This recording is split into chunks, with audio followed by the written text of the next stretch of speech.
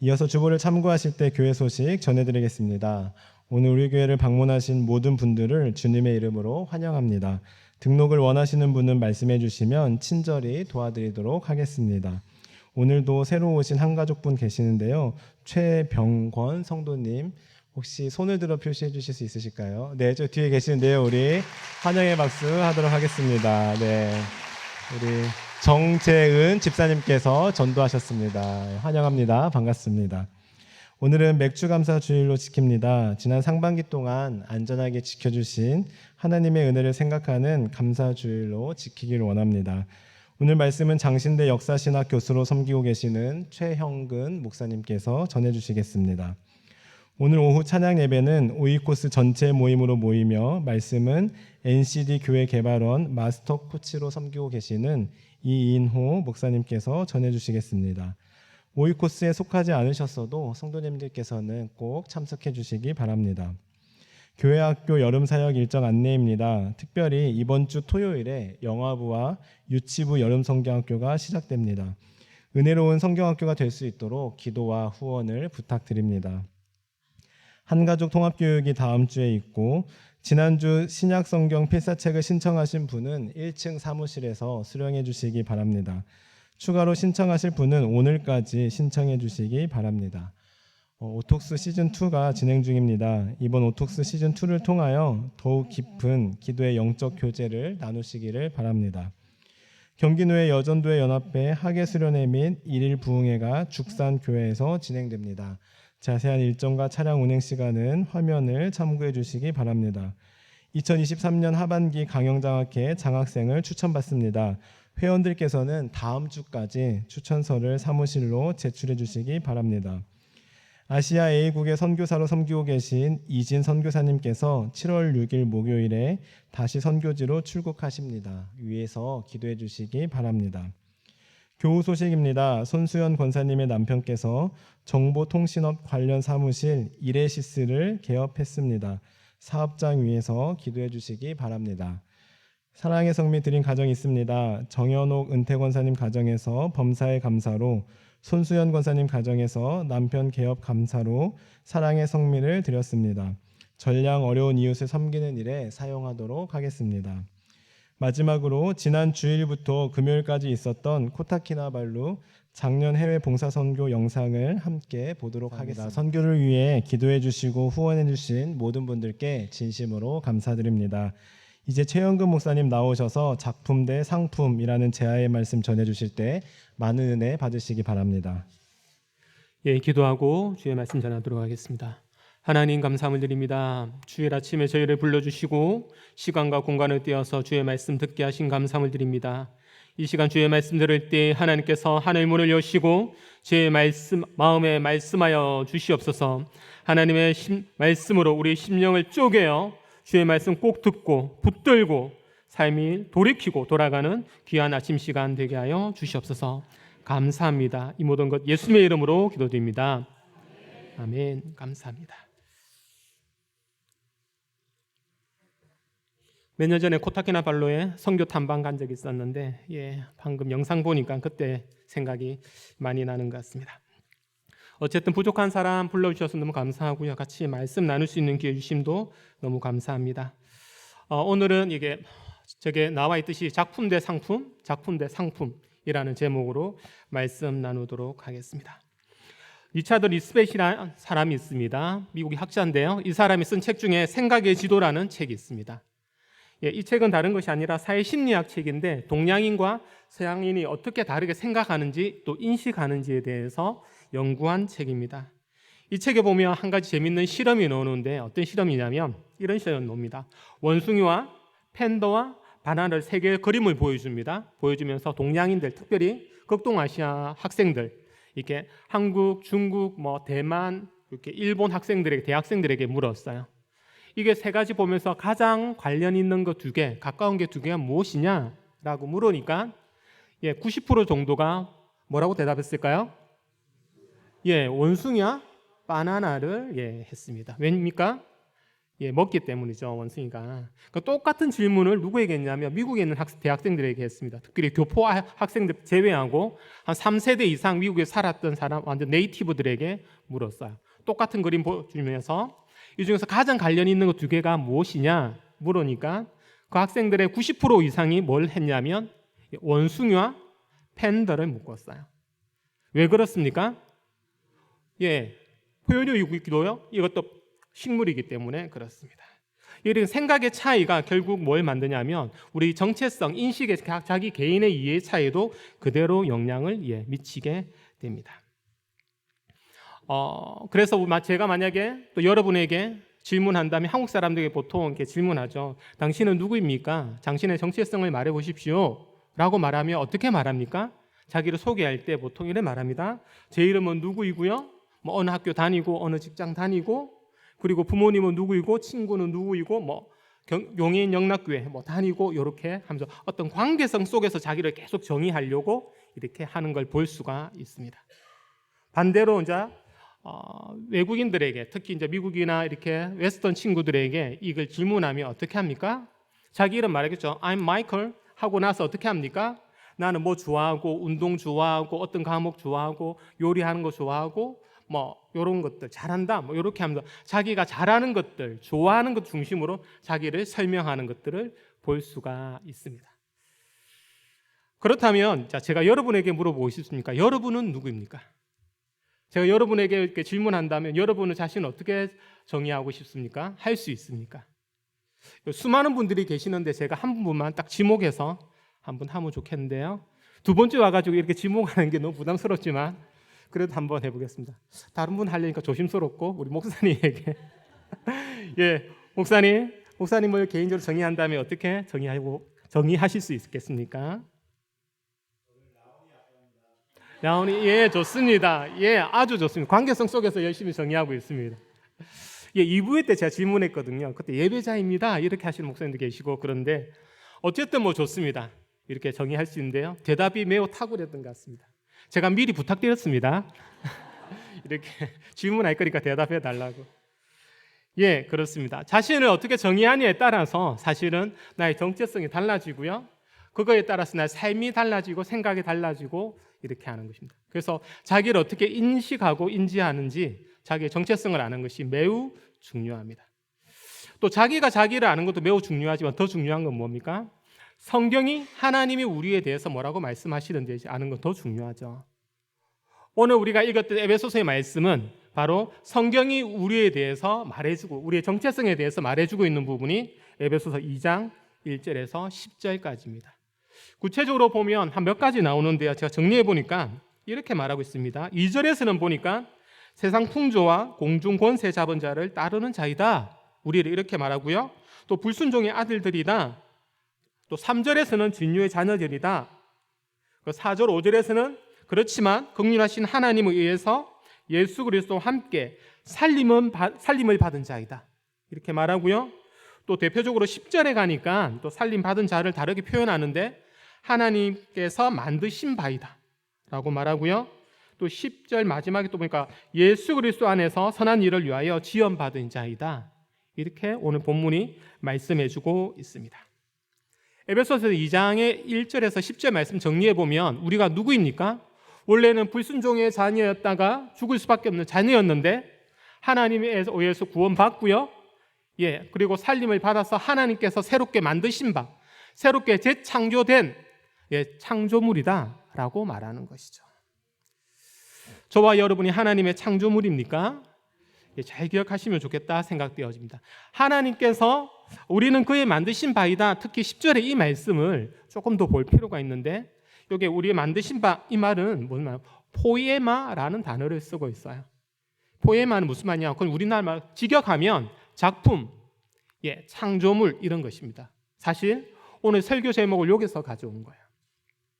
그래서 이 포에마가 조금 더 쉽게 이해하면 영어에 보면 시 있지 않습니까? 포임이라는 단어가 있습니다. 이 포임이라는 단어가 바로 포에마에서 유래한 단어입니다.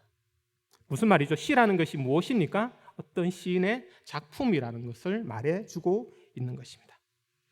어쨌든 이 포에마 라고 말해서 성경을 우리는 하나님의 작품입니다 라고 이렇게 잘 번역할 수 있는 것입니다.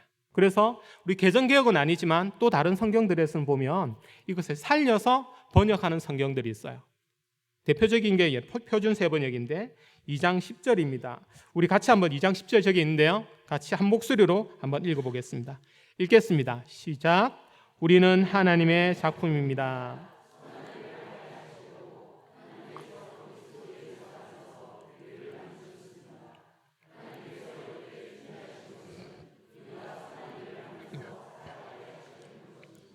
예, 이렇게 번역 이렇게 하고 있는 것입니다.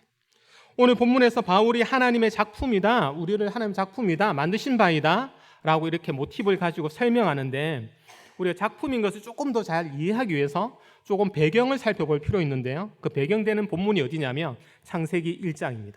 그리고 2장입니다.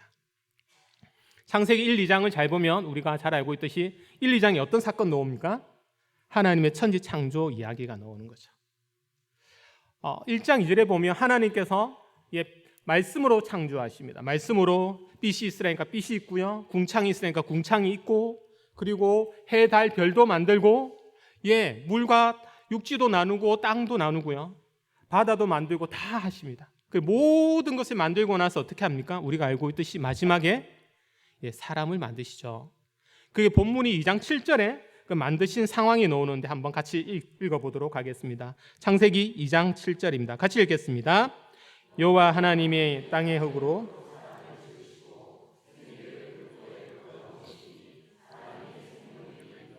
예, 2장 7절에 보니까 재밌는 것이 하나님께서 아담 만드실 때 장면인데요.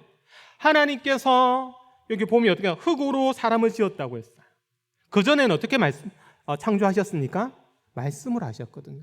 하나님으로 말씀으로 할 수 없어서 흙으로 아담을 만들었을까요? 아니요. 굳이 그렇게 하지 않으셔도 되는데 의도적으로 흙으로 땅의 흙으로 사람을 만드시고요, 그 코에 생기를 불어넣었다고 말하고 있습니다. 만들면서 무엇을 말해줍니까? 그 만드는 과정 속에서 하나님의 의도하심, 하나님의 땀, 하나님의 숨결, 하나님의 노력이 바로 아담에게 들어가 있음을 의도적으로 말해주려고 성경이 2장 7절에서 땅의 흙으로 사람을 만들었다고 특별히 말해주고 있는 것입니다. 하나님의 작품이라는 것은 바로 하나님의 숨결, 하나님의 노력, 하나님의 땀이, 하나님의 의도하심이 들어가 있는 것을 말해주고 있습니다. 저와 여러분이 하나님의 작품이라는 것을 믿으신다면 우리 속에 무엇이 있습니까?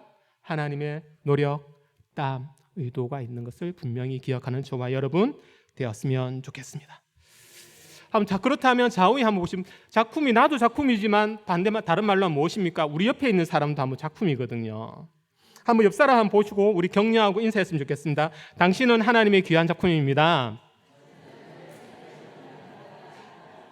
가끔은 보면 우리가 이해할 수 없는 추상화와 같은 작품이 있어요. 하나님의, 물론 우리가 보기에는 그렇지만 그 또한 무엇입니까? 하나님의 작품인 거죠. 지금 옆에 계신 분뿐만 아니라 또 집에 가면 또 누가 있습니까? 우리의 자녀들, 아내, 남편들이 있고 가족들이 있어요. 가끔씩 내가 이해할 수 없는 하나님의 작품이지만 그들도 하나님의 작품인 거예요. 아닙니까? 저만 그렇습니까? 제 아이들 볼 때마다 지옥과 천국 왔다 갔다 해서 그들도 하나님의 작품이거든요. 가끔씩 제 아이들이 사춘기 나서 사춘기 냄새를 풀풀 풍기며 제가 말할 때마다 막 짜증내고 그렇게 말하는데 여러분 제 말씀 들어주지 않습니까? 집에 가면 아무도 제 말을 듣지 않습니다. 아내도 막내도 첫째도 둘째도. 어제 제가 한번 부탁했습니다. 얘들아, 나도 밖에 나가면 교수고 목사야. 다 내 말 들어줘. 한 번만 들어달라고. 아무도 안 듣습니다. 물론 그렇다 해도 그들도 제 하나님의 작품인 거죠. 작품이기 때문에 그들을 바라볼 때에 작품으로 바라볼 수 있는 그런 은혜가 저와 여러분에게 있었으면 좋겠습니다. 저와 여러분이 하나님의 작품이라면 두 가지 사실을 잘 기억해야 됩니다. 이것이 사실 오늘 말씀의 포인트인데요. 첫 번째는 뭐냐면 우리가 하나님의 작품이라고 한다면 첫 번째는 하나님이 만드신 작품은 상품이 아니라는 거예요. 매우 간단한데 매우 중요합니다. 사실 작품과 상품은 한 끗 차이입니다. 한자 차이죠. 그런다 내용을 알고 보면 천지 차이입니다. 작품은 무엇입니까? 어떤 예술 작가가요, 특별한 목적을 가지고 만들어요. 그러니까 특별한 의도가 가지고 만드는 거예요. 그러니까 특별한 작가가 의도적으로 두 개를 만들지 않는 이상은, 똑같은 것을 두 개를 만들지 않는 이상은 절대로 같은 것이 있을 수가 없어요. 다 다른 거죠. 다 다르기 때문에 비교할 수가 없습니다. 비교할 필요도 없고요. 의미가 없어요. 각자마다 고유의 특징이 있고 의도가 있기 때문에. 그런데 상품이라는 것은 어떻습니까? 그렇지 않아요. 상품은 판매로 목적으로 만듭니다. 그렇기 때문에 어떻습니까? 당연히 비교하죠. 가격을 낮추려고 하고요. 가성비 좋은 걸 만들려고 하고 기능을 많이 하려고 하고 있습니다. 얼마 전에 제가 일이 있어서 핸드폰을 새로 바꿔야 되는 일이 있었습니다. 어떻게 할까요? 제가 기계치이기 때문에 아내와 둘이서 앉아서 무엇이 좋은지를 막 분석하죠. 내게 가장 맞는 것들을 분석하고요. 그리고 내가 가격이 가장 좋은 거, 가심비가 가장 좋은 거, 가성비가 가장 좋은 것을 분석해서 어떻게 합니까? 가장 싸고 내게 딱 맞고 필요한 것들을 비교해서 구입하는 거죠. 그게 상품인 것입니다. 이렇게 작품과 상품은 아예 천지차예요. 그런데 가끔씩 보면 작품을 상품으로 만드는 경우가 있어요. 비교하면서. 우리가 잘 알고 있는 그림 몇 가지를 한번 보도록 하겠습니다. 하나는 미켈란젤로의 최후의 만찬이라는 그림이 있고요. 그리고 다빈치의 모나리자 이런 그림들이 있습니다. 물론 이것이 선호도에 따라서 어떤 사람은 최후의 만찬을, 어떤 사람인 모나리자를 더 좋아할 수는 있어요. 그러나 더 좋아할 수는 있으나 어느 누구도 예술 작가도 등수를 매기지 않아요. 레오나르도 다빈치가 1등, 모나리자가 2등, 혹은 모나리자가 1등, 다빈치의 최후의 만찬이 2등이라고 말하진 않아요. 왜 그렇습니까? 창조 목적이 다, 제작 목적과 창조의 목적 다 다르기 때문에. 그런데 어떻습니까? 우리가 창조물이라고 하나의 작품이라고 생각하지만 가끔씩 보면 자녀를, 또 남편을, 아내를 무엇으로 봅니까? 상품으로 보는 경우가 너무 허다해요. 특히 부모가 계신 분들은 더 그런 것 같고요. 자녀를 볼 때 그렇게 하려고 하지 않지만 툭툭 누구와 비교하는 거죠. 옆집에 누구는, 앞집에, 제가 어떻게 잘 알까요? 제 아내가 가끔씩 제게 그랬거든요. 매번 하는 건 아니지만 이게 우리에 있는 것 같습니다. 기억하셔야 될 것은 작품은 상품이 아니라는 것입니다. 여러분의 남편, 아내, 자녀는 상품이 아니에요. 비교의 대상이 되는 것이 아닙니다. 그것만 가지고 있는, 그분의만, 그 학생만, 그 인만 가지고 있는 특별한 특징이기 때문에 그걸 가지고 승부를 보는 것. 이건 작품을 상품으로 만드는 것은 하나님이 원하시지도 않을 뿐만 아니라 작품이 상품이 되는 순간 어떻게 됩니까? 그의 인생은 파괴의 길로 걷게 되는 거예요. 이게 사실 무섭습니다. 사무엘상 9장에 보면 사울 왕의 이야기가 나옵니다. 사울 왕이 처음에, 잘 아시겠지만 처음에는 어떻습니까? 하나님께 특별하게 기름 부어서 세웠어요. 성령 충만한 사람이었어요. 그가 매우 키도 좋고 재능도 매우 좋았어요. 처음에 하나님의 능력에 따라 잘 사역을 감당하는 사람이었어요. 그런데 어느 순간부터 어떻게 됩니까? 그가 다윗을 죽이려고 혈안이 되는 사람으로 돌변하는 것을 볼 수가 있습니다. 그 계기가 어디 있냐면 사무엘상 18장 6절, 7절, 8절, 9절에 보면 본문이 나오는데요. 우리 같이 한번 교독하겠습니다. 제가 먼저 읽고요. 그 다음 여덟분이 읽고 이래서 교독하고 같이 한번 읽어보겠습니다. 제가 먼저 읽겠습니다. 무리가 돌아올 때 곧 다윗이 블레셋 사람을 죽이고 돌아올 때 여인들이 이스라엘의 모든 성읍에서 나와서 노래하며 춤추며 소고와 경세를 가지고 왕 사울을 환영하는데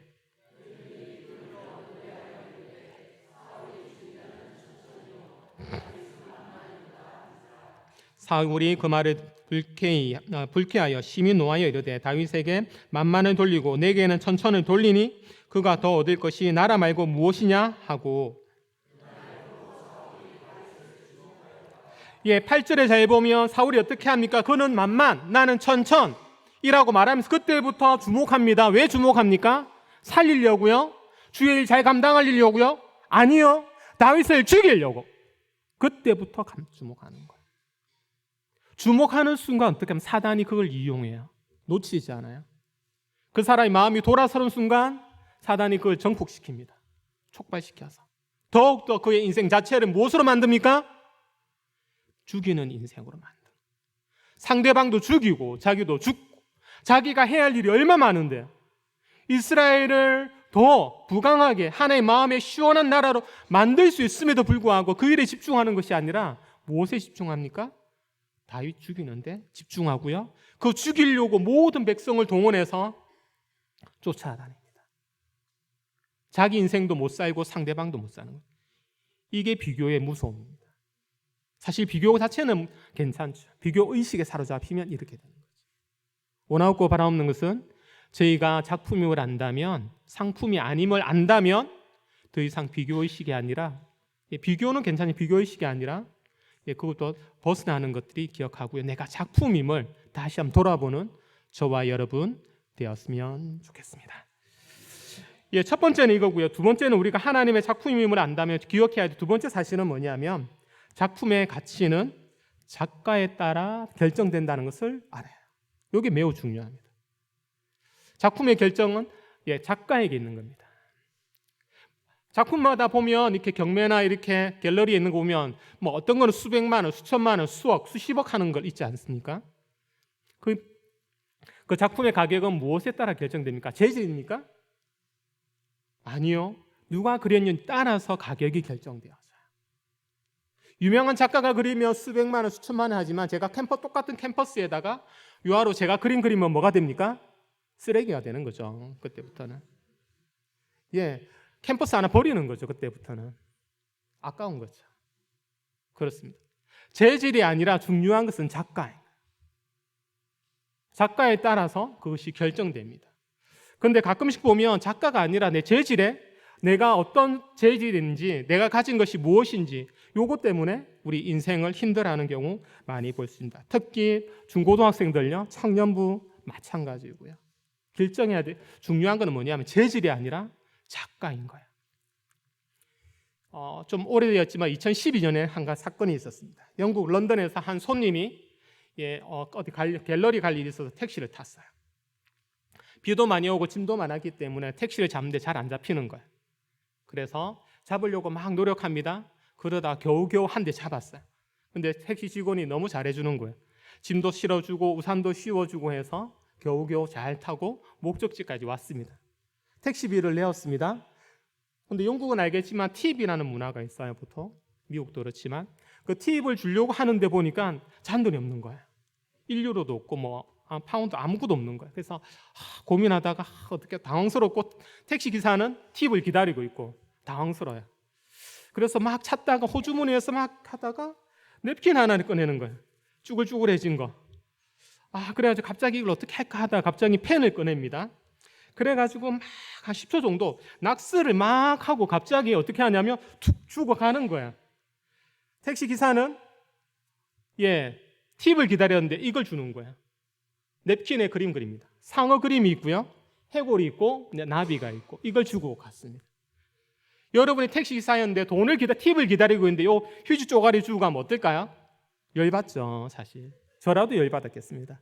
그래서 너무 당황스럽고 이제 그래서 보는데 그림은 신기하고 이래서 어쨌든 이거 쭈글거려 가지고 택시 한 곳에 처박아 놨어요.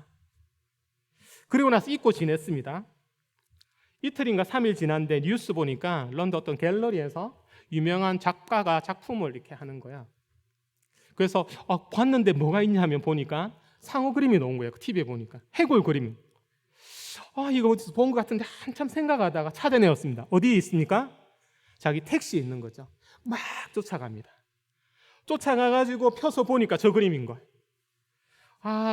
근데 그 사람이 누구냐 하니까 보니까 데미안 헐스트라고 지금 영국 최고의 설치 작가인 거예요. 깜짝 놀랐습니다, 이 사람이. 그래서 혹시나 호기심이 생겨서 이것을 그 갤러리에 보냈어요. 감정이 되냐고. 근데 그 감정하시는 분이 갑자기 딱 보자마자 이거 누가 줬냐 이러는 거예요. 누가 이렇게 나한테 주고 갔다. 훔친 거 아니냐? 그러니까 아니라고. 진짜 주고 가신 거 맞다고. 그러냐고 해서 감정을 매길 수 있냐? 그러니까 감정이 된대. 그 얼마 정도 되냐? 물었어요. 얼마 될까요? 그때 그 자리에서 바로 정밀 감정한 것도 아니고 보자마자 최소한 감정하시는 분이 보자마자 바로 한 게 5,000파운드에 우리나라 따지면 850만 원, 현재 따지면 1,000만 원 정도 되는 가격이에요. 무슨 말입니까? 이 냅킨 한 장이 얼마일까요? 제가 계산해보니까 10원인가 12원이에요. 이게 12원인데 데미안 헐스터가 10초 동안 요게 펜을 대니까 어떻게 돼요? 1,000만 원이 되는 거예요. 재질이 중요한 게 아니라 더 중요한 게 무엇입니까? 작가인 거예요. 이게 중요해요. 저와 여러분이 재질이 어떻습니까? 재질 때문에 낭망합니까? 좌절합니까? 아니요. 여러분 작품인 것을 기억한다면 기억해야 되겠어. 나의 재질이 아니라 나를 누가 만드셨지? 나의 작가가 누구이지? 이것에 집중해야 되는 거예요. 이게 중요한 거예요. 이 자리 혹시 대학부 청년부 계십니까? 꼭 기억하십시오. 학교에서 계속 있을 때마다 학생들 학부부터 대학 박사과정 다 가르치는데 만날 때마다 꼭 강조하는 게 이 사실이에요. 우리에게 중요한 것은 무엇입니까? 재질이 아니에요. 작가입니다. 작가가 훌륭하면 재질이 어떠하든지 간에 그가 손만 대면 그것의 가치가 드러나기 때문인 거죠. 시간이 조금 부족할 것 같지만 그래도 좀 말씀 나누는 게 필요할 것 같아서 제 이야기 간단하게 하겠습니다. 유학 마치고 들어왔는데 한 8년 정도 생활하고 한국에서 가장 많이 제가 들었던 이야기가 그때 뭐였냐면 흑수저 논란이었어요. 처음에 흑수저가 뭐야? 그러니까 아내도 모르고 저도 모르고 둘 다 헤매고 있고 막 그런 게 있나 보다 이래 지냈는데 듣다 보니까 이게 무슨 말인지 이제 이해가 되더라고요. 그래서 흑수저 이야기 듣고 그런가 보다 이런 생각했는데 고민해 보니까 흑수저 중에 흑수저가 바로 저더라고요. 오늘 일이야 진짜 그렇더라고요. 어릴 때 태어나서 저는 부산인 줄 알았습니다. 제가 태어난 곳이. 근데 자꾸 커서 보니까 저희 집 주소지가 부산 바로 옆에 있는 김해더라고요. 부산도 아니고 김해도 아니고 그 중간. 그래서 계속 갈 때마다 김해 촌놈이라는 이야기 들었습니다. 그렇구나 이런 생각을 지냈어요. 공부에 별로 관심 없죠? 제 부모님도 공부하라 말 한 번도 안 하셨거든요. 제가 왜 공부했을까요? 하도 부모님 공부하라 안 해서 열받아서 공부 시작했어요. 그것도 중2 때, 고2 때. 다 공부하고 학원 다니는데 부모님이 엄마 나도 학원 가고 싶어 하니까 학원 안 가도 된대요. 그럼 어떻게 살아? 네 인생인데 네가 알아서 하래. 열받았죠 제가. 그래서 이제 공부했는데 고등학교 실업계 갔거든요. 공부할 마음이 없었기 때문에. 실업계 갔는데 많이 안 배우잖아요 수업을. 근데 시험은 치야겠고 이러니까 여러 과목이 보니까 이렇게 제가 한 번도 배운 적이 없는 거예요. 고민하다가 부모님께 갔습니다. 엄마 학원 다니게 돈 좀 주세요. 이러니까 우리 집은 학원 안 다닌대. 진짜 형하고 누나 거의 안 다녔었거든요. 그러니까 한 과목만 딱 허락하겠대요. 뭘 배우고 싶냐? 그러니까 학원에 그러니까 지구과학이라는 과목이 있었습니다. 지구과학을 딱 배워. 그것도 한 달만 딱 허락할 거래. 알아서 하래. 진짜 한 달 딱 주고 한 달 딱 배웠습니다. 그게 제 고등학교까지 학원 전체. 당연히 성적이 좋을까요? 안 좋죠. 공부도 안 했고. 물론 고3 때 미친 듯이 공부는 했죠. 뒤늦게 이제 공부 발동이 걸렸기 때문에. 그런데 아무래도 6년 동안 더 이상 준비하는 아이들에 비해서는 답이 안 나오는 거죠. 그래서 근데 주께서 은혜 베푸셔서 그때 저희 학력고사에다가 제부터 수능 세대로 바뀌었어요. 제가 수능 1세대거든요. 수능의 특징이 뭡니까? 내신이 좋으면 돼요. 감사하게 내신은 좋았어요. 제가 잘한 것이 아니라 애들이 하도 못해가지고 내신이 1등급이었거든요. 그걸 이야기도 다음에 이야기하면 좋은데 왜냐하면 어느 날 제가 시험 잘 못하는데 영어 수학을 아이들이 물어보러 와요. 자꾸 이거 뭐야 이거 나 잘 모르죠. 그런데 어쨌든 막 가르쳐줍니다. 문제는 근데 신기한 건 뭔지 아시면 가르쳐주면 19은 나와요. 그게. 그러니까 전 덤으로 배우는 거죠. 그래서 1등급 나왔습니다. 뒤늦게 이제 이렇게 갔는데 문제는 뭐냐면 저희 집에 룰이 뭐가 있냐면 대학 입학금은 주는데 등록금은 없어요. 진짜 그랬어요. 형님 없었어요. 누님요. 그 사실은 알고 있었거든요. 그래서 미친 듯이 공부해요. 장학금 안 받으면 다음 학기가 유지가 안 돼. 그래서 혹시 공부 못하다가 장학금 전액 못 받잖아요. 그럼 그때는 아르바이트 하러 가야 돼요. 아르바이트 중에서도 뭘 합니까? 노가다를 해야죠. 단기간에 가장 많이 벌 수 있는 거. 제 기억에는 그때 보통 아르바이트가 5만 원, 4, 5만 원 했거든요. 노가다 하면. 근데 7만 원, 만 원, 10만 원 받는 게 딱 하나 있었어요. 뭐냐면 뭘까요? 정화조 아르바이트입니다. 노가다입니다. 정화조 들어가서 시멘트 바르고 막 부서 이런 거 하면 그럼 10만 원이에요. 그럼 딱 한 달 일하면 한 200만 원 벌거든요. 그러면 그중에 한 80만 원 정도 학비하고 나머지 생활비 한 달 거, 다음 학기 거 생활. 그렇게 했어요. 부모님께 거의 받은 적 없는, 받을 수가 있는 형편이 아니니까요. 예, 그렇게 하다 뒤늦게 이제 부르심 받고 공부해야겠다 했는데 어머니가 말려. 공부하는 건 상관없는데 우리 해줄 수 있는 게 아무것도 없어. 뭐 대학 때부터 벌써 그러셨기 때문에 대학은 기대하지 않았어요. 유학 더 말하지도 않아요. 지금도 가끔 어머니가 그러십니다. 팔순이신데 현근아, 현근 목사 미안해. 못 도와줘서 미안. 어머니는 미안하는데 저는 대학 때부터 고등학교 졸업하면서 알았어요. 독립해야 되는 것을 그때부터.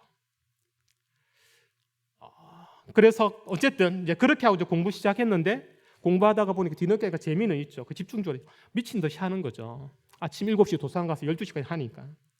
학기 중 상관없고 방학 상관없고 대학 4년 동안 책 읽은 전공 서적 빼고 한 200권 읽었거든요.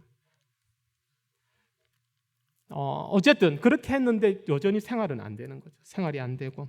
근데 아내가 불쌍히 여겨서 저를 만나주고 결혼까지. 그 전세를 대충 얻어가지고 살았어요. 그런데 제가 가르쳤던 선생님이 유학을 말씀하셨어요. 유학해보라고. 안 된다고, 안 갈 거라고. 재능도 아니고 뭐 돈도 없고 안 된다고. 한번 거절하고 그 다음에 또 연락 왔어요. 뭐 하냐고. 예, 사역하고 있다고. 유학 가라고. 스님 아니라고. 여건 안 된다고. 이제 2번 하고 3년째 또 연락 오셨어요. 뭐 하냐고. 예. 그때는 이제 그때까지 부르심을 거절하는 건 부르심 거절하는 것 같아서 주의 부르심인 줄 알고 가겠다고. 근데 문제는 제가 가진 게 전 재산 다 빼니까 전세를 한 5천만 원 정도 있더라고요. 그래서 이거 가지고 가기로 했어요. 그래서 장학금이 나올 줄 알고 갔는데 장학금 문제가 좀 있어서 첫 해에 나오지 않았어요. 갔는데 저도 몰랐는데 제 학비가 한 학기에 15,000불, 1,500만 원인 거예요. 1년에 3천만 원, 생활비 3천만 원. 가진 건 5천만 원인데 6천만 원인 거예요. 그래서 있는 동안 버텨보자 하고 갔어요. 예, 가서 이제 6개월 지났는데 장학금 1년 단위로 되니까 버텼어요. 아내가 그러더라고요. 조금 지나니까 6개월, 7개월 감사하게 시드니에서 똑같은 교회, 시드니 영락교회에서 사역할 기회가 주셨거든요. 그래서 하면서 사역했는데 겨우겨우 메고 가는데 어느 날 그러더라고요. 아내가 아침에 일어나서 여보, 우리 200만 원 남았어. 매우 친절하게. 안 알려줘도 다 아는데 한 일주일 지나니까 여보, 한 100만 원 남은 것 같아. 그 다음부터 매일 알려줍니다. 여보, 오늘은 90만 원. 지금 웃으면서 말하면 그때는 아침마다 교회 갔어요. 새벽기도 갈 수밖에 없는 상황인 거죠. 아는 사람 아무도 없고 공부하러 시드니 아무도 안 가거든요. 신학은 특히 저희 통합교단에서는. 그래서 갈에서 간 건데 주님 너무하다고. 갈에서 왔는데 돈 없다고 너무한 거 아니냐고. 아침마다 막 울고 불고. 그러다가 진짜 한 6, 70만 원 정도 남았던 것 같아요. 그날 수요 예배 마치고 목사님한테 말씀드렸어요. 목사님 죄송한데 이야기는 아마 제가 지난번 나누었던 것 같습니다. 한번. 예, 그렇게 된 거예요. 근데 그때 목사님께서 역시 영락교회가 좋은 것 같습니다. 그 교회가 제게 장학금이 22만 불, 2억 2억 정도 가는 금액이었거든요. 그 중에서 한 1억 8천 정도를 해주셨어요. 학비, 생활비, 4년 동안 전체로. 그리고 나서 장학금 학교 그 다음에 신청하려고 했는데 아내가 그러더라고요. 여보, 우리 신청하지 말자고. 왜 돈 없잖아 이러니까 아니 그래도 하나님께서 어떻게 하시냐 보자고. 나 그때 아내가 미친 줄 알았습니다. 근데 그랬어요. 예. 말씀드리는 것은 저 자랑하려고 하는 게 아니라 그리고 나서 이제 여기까지 이제 오게 된 것입니다. 재질이 중요한 게 아니고요. 중요한 건 무엇입니까? 작가가 누구인가요? 흙수저로 따지면 저만한 사람도 보기 드물 것 같습니다. 지금도 마찬가지고요. 돈 버는 거 기대하지도 않습니다. 그렇기 때문에. 여러분 인생 살아갈 때 중요한 건 무엇입니까? 기억하십시오. 여러분이 창조물입니까? 그러면 기억해야 될 건 두 가지입니다. 오늘 말씀을 통해서 나누는데 첫 번째는 무엇입니까? 상품이 아니라는 거예요. 상품이 아니라는 말은 무엇입니까? 비교의식에 사로잡히지 않는 것이고요. 두 번째는 또 우리의 작품입니까? 뭘 기억해야 됩니까? 작품의 퀄리티, 가격은, 가치는 무엇에 따라 결정되어집니까? 재질인가요? 아니요. 작가입니다. 힘들 때마다 재질이 아니라 작가에게 집중하는 저와 여러분 되기를 소원하겠습니다. 기도하겠습니다. 하나님 아버지 감사함을 드립니다. 주께서 우리에게 오늘 하루 허락하시고 주의 말씀 듣게 하신 감사함을 드립니다. 하나님, 그렇습니다. 오늘 예배소서의 말씀을 통해서 우리가 누구인지 알았습니다. 하나님께서 우리의 만드신 바 작품이라고 했는데 작품 인생 살게 하여 주시옵소서. 하나님, 작품 인생으로 비교하는 인생이 아니라 하나님께 집중하는 인생, 우리의 재질이 아니라 작가에게 집중하는 인생 되게 하여 주시옵소서. 감사합니다. 이 모든 것 예수님의 이름으로 기도드립니다.